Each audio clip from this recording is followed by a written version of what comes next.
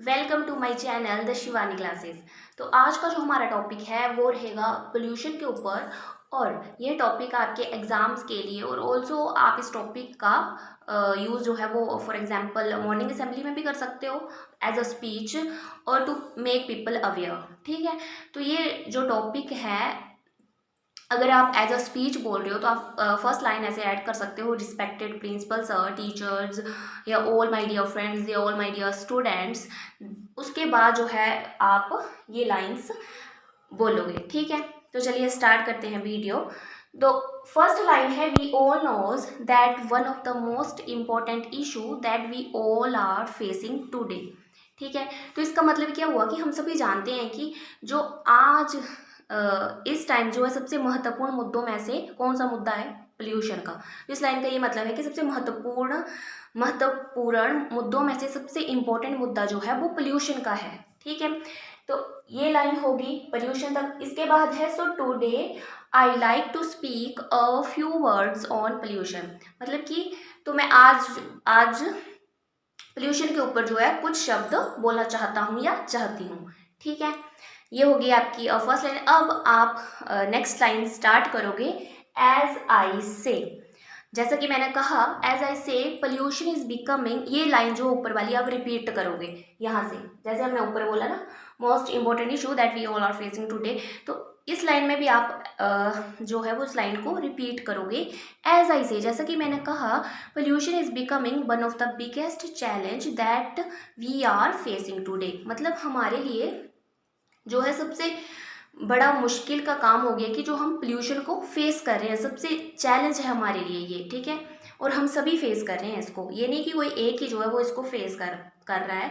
सभी के लिए प्रदूषण है तो सभी के लिए, अगर एयर में है प्रदूषण या वाटर में है तो उस वाटर का हम सभी ह्यूमंस यूज करते हैं। ह्यूमंस क्या, सभी जीव जंतु जितने भी हैं सभी इसका यूज कर रहे हैं, तो सभी जो पोल्यूटेड हो रहे हैं उनके ऊपर नेगेटिव इम्पैक्ट पड़ रहा है। तो चलिए नेक्स्ट टाइम स्टार्ट करते हैं। अगली लाइन है, we all blame others for pollution. मतलब आमतौर पर हम क्या करते हैं, usually we all blame others for pollution, कि हम क्या करते हैं, हमेशा किसी भी कार्य के लिए दूसरों को ब्लेम करते हैं। अगर प्रदूषण का भी कोई कार्य है तो हम बोलेंगे कि हमारी वजह से नहीं है, दूसरे की वजह से है, क्योंकि ये क्या है, ये फैक्ट है और आदत है हम लोगों की कि दूसरों पर ब्लेम डाल देना, चाहे हम भी कितना प्रदूषण हम फैलाते हों किसी भी माध्यम से। तो सभी जो है इसके मतलब भागीदार हैं, कोई एक को हम ब्लेम नहीं कर सकते हैं। तो usually we all blame others for pollution, but before that let us analyse ourselves. तो ये बोल रहे हैं कि बट मतलब परंतु हमें खुद का भी विश्लेषण करना चाहिए कि हम कैसे हैं, खुद को भी अपने अंदर को टटोलना चाहिए। इस लाइन का ये मतलब हुआ हिंदी में। ठीक है, एनालाइज मीन्स विश्लेषण, अपने आप को टटोलना। ठीक है, next line, without any doubt, मतलब बिना किसी संदेह से, आई कैन टेल दैट, मैं ये कह सकता हूँ, the only one who are responsible means responsible for this we humans. मतलब ये बोल रहे हैं कि मैं बिना किसी संदेह से कह सकता हूँ कि इसका कोई जिम्मेदार है, रिस्पॉन्सिबल मीन्स जिम्मेदार, तो वो कौन है, वी आर ह्यूमंस, हम इंसान। ठीक है, अगली लाइन है, इन वन साइड मतलब लेकिन एक साथ हम दूसरी तरफ देखें तो our world had developed a lot in every means. मतलब हमारा जो पूरा वर्ल्ड है, पूरी दुनिया जो है मतलब डेवलप्ड कर रही है, मतलब है ना, डेवलप्ड ही तो हो रही है। एवरी मीन्स हर तरह से जो है वो हमारा पूरा वर्ल्ड जो डेवलप हो रहा है। But at the same time while we are running behind the development and luxurious life, luxurious means शान शौकत। ठीक है, luxurious life, we are exploiting our nature. Exploiting मतलब खत्म करना, मतलब जितना हम डेवलपमेंट के पीछे भाग रहे हैं तो उससे जो है हम क्या कर रहे हैं, हम अपनी नेचर को एक्सप्लॉइट कर रहे हैं, ख़त्म कर रहे हैं एक तरीके से, अपने मतलब के लिए, अपने स्वार्थ के लिए, अपने ठीक है, अपने डेवलपमेंट मतलब किसी भी तरह से डेवलपमेंट के लिए हम एक तरह से प्रकृति का विनाश कर रहे हैं। एक्सप्लॉइट एज अ विनाश भी बोल सकते हैं। तो अगली लाइन है, each and every day there is an immense increase in the number of factories and industries. मतलब बोल रहे हैं कि दिन प्रतिदिन जो है मतलब इंडस्ट्रीज़ फैक्ट्रीज़ जो है वो इंक्रीज़ हो रही हैं, बढ़ोतरी हो रही है, खुल रही हैं फैक्ट्रीज़, तो उनसे जो भी निकलने वाले धुएँ हैं तो उनसे क्या हो रही है, एयर पोल्यूट हो रही है। तो एयर हम क्या लेते हैं, सांस लेते हैं, तो हम भी अंदर से पोल्यूट ही होंगे, है ना।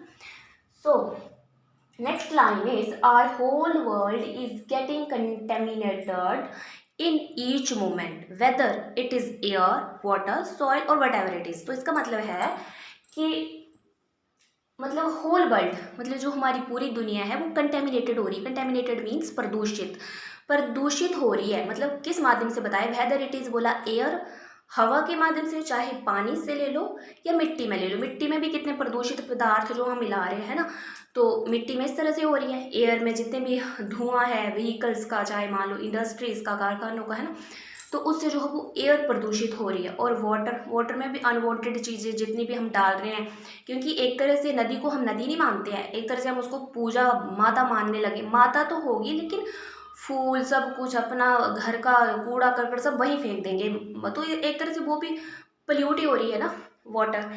तो अगली लाइन है, the main reason for the contamination of air is the harmful gases that are released by vehicles and factories. ये मैंने आपको बता दी कि क्या क्या रीजन है जिससे जो कंटेमिनेट हो रहा है हमारा पूरा वर्ल्ड।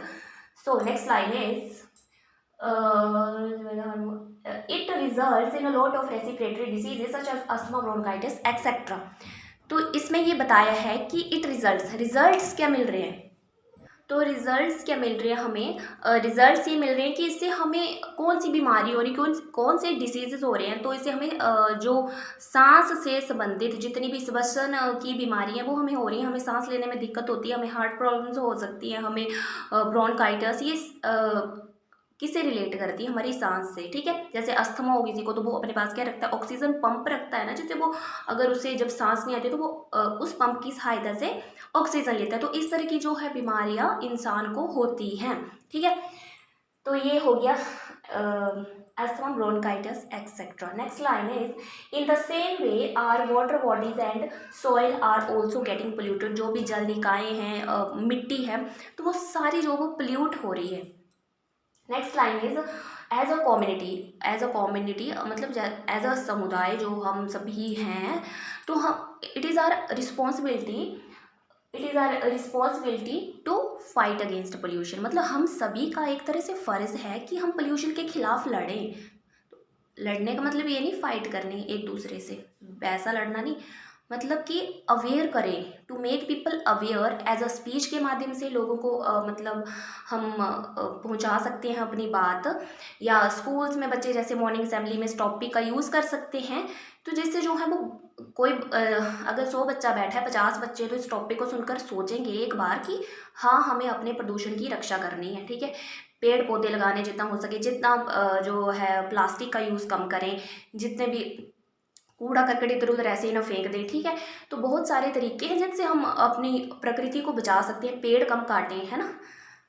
तो अगली लाइन है, pollution of any kind can not be eliminated completely. Eliminated means खत्म करना, मतलब ये बोल रहा है कि पोल्यूशन को हम पूरी तरह से खत्म नहीं कर सकते, ये तो हम सभी जानते हैं, but we can control it. लेकिन हम इसको जो है वो कंट्रोल तो कर सकते हैं एज अ कुछ इस अवधि तक, है ना। We can control it। Next line is pollution only gives us a negative impact। ठीक है, सभी को पता है कि नेगेटिव इम्पैक्ट ही है, इससे कोई पॉजिटिव तो है नहीं। इम्पैक्ट मीन्स प्रभाव। So next line is so we should take important steps for a better future and for our coming generations.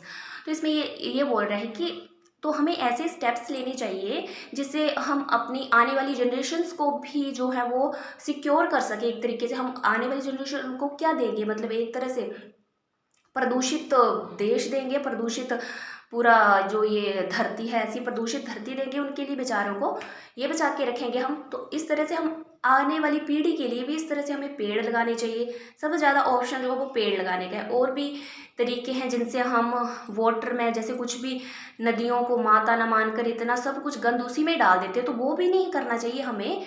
अरे उसको ज़रूरी नहीं होता मन से जो है भगवान की पूजा की जाती है, ये नहीं होता कि आप ज़्यादा फूलों की संख्या में ज़्यादा फूल वहाँ पे आप बह दोगे तो गंगा माता खुश हो जाएगी, ऐसा नहीं है वो, बल्कि प्रदूषित हो रही है, हमें इस बात को समझना चाहिए। ठीक है, तो अगली लाइन है कि so let us together take an oath that we will save our environment, है ना। ओथ मीन्स एक तरह से शपथ, तो हम सभी को शपथ लेनी चाहिए कि हम अपनी जो है धरती को सेव करेंगे, प्रदूषित नहीं करेंगे, ठीक है। Environment and we will fight against, और लड़ेंगे प्रदूषण के साथ। तो किस तरह से लड़ सकते हैं हम? एक तरीका ये है कि अगर सबसे ज़्यादा पेड़ लगाइए, हर एक बच्चा जो है या आपके एक फैमिली, पूरी फैमिली एक पेड़ भी लगाए ना, तो सोचो कितने पेड़ लगेंगे, कितनी हमारी प्रकृति जो वो खिलखिलाती नजर आएगी, है ना। और प्लास्टिक का कम से कम यूज़ करें, हम हर एक चीज़ में जो है प्लास्टिक का यूज़ करें, ज़्यादा से ज़्यादा प्लास्टिक, और यहाँ वहाँ कूड़ा करकट फेंक देते हैं हम, ज़्यादातर लोग यही करते हैं। अगर दूसरा फेंके तो हमें बहुत बुरा लगता है कि ये क्यों कर रहा है ऐसे, लेकिन खुद हम कर रहे हो तो हम सोचते कोई हमें देख नहीं रहा है, कर देते हैं, क्या फ़र्क पड़ता है। लेकिन हमें ये खुद सोचना चाहिए, लेकिन ऊपर वाला तो देख रहा है हमें, हमें हमारी अंतरात्मा को संतुष्ट करना है, ना कि दूसरों को। सो खुद के लिए ही ऐसा करें तो आपको अंदर से वो शांति मिलेगी। तो ये था पोल्यूशन का टॉपिक एज आप स्पीच, और आपके एग्जामिनेशन पॉइंट ऑफ व्यू के लिए भी सही रहेगा ये टॉपिक।